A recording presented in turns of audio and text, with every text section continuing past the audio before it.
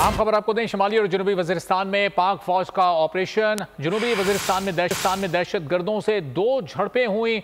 घड़ियों में होने वाली झड़प में 6 दहशतगर्द जहन्नुम वासिल कर दिए गए। ISPR की जानिब से बताया गया शुमाली और जनूबी वजीरिस्तान में ये ऑपरेशन किए गए। इस बारे में मजीद जानेंगे बोल न्यूज़ के नुमाइंदे खुसूसी सलमान आवान से। सलमान, क्या तफसीलात हैं आपके पास इन दोनों वाक़यात की?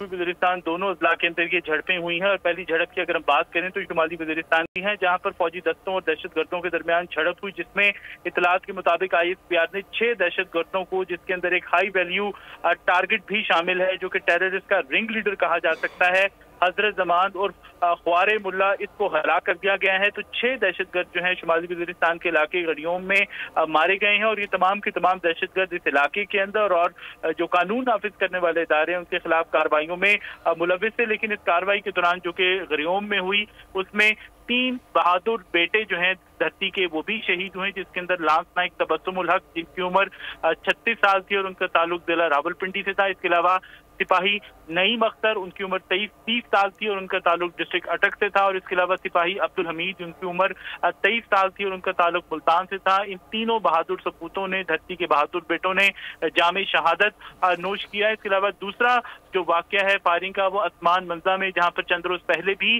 झड़प हुई थी, पेश आया, जहां पर सिपाही फरमान, उनकी उम्र 25 साल थी, वो शहीद हुए हैं। उन्होंने अजीम कुर्बानी दी है, जान का अजीम नजराना पेश किया है। इस वक्त दोनों इलाकों के अंदर जो है सैनिटाइजेशन ऑपरेशन किया जा रहा है ताकि दहशतगर्दों, उनके सहूलतकारों और उनके जो भी बच्चे कुछ साथी हैं उनका खात्मा यकीनी बनाया जा सके। और इसके साथ ही ISPR ने वाजे किया है कि पाकिस्तान की सिक्योरिटी फोर्सेज वतन अजीज से, मादरे वतन से दहशतगर्दी की लानत के खात्मे के लिए पुरअज़्म है और हर कीमत पर दहशतगर्दी की लानत का खात्मा किया जाएगा। जी ठीक है, बहुत शुक्रिया सलमान आवान, इस बारे में आपसे मजीद भी जानते रहेंगे।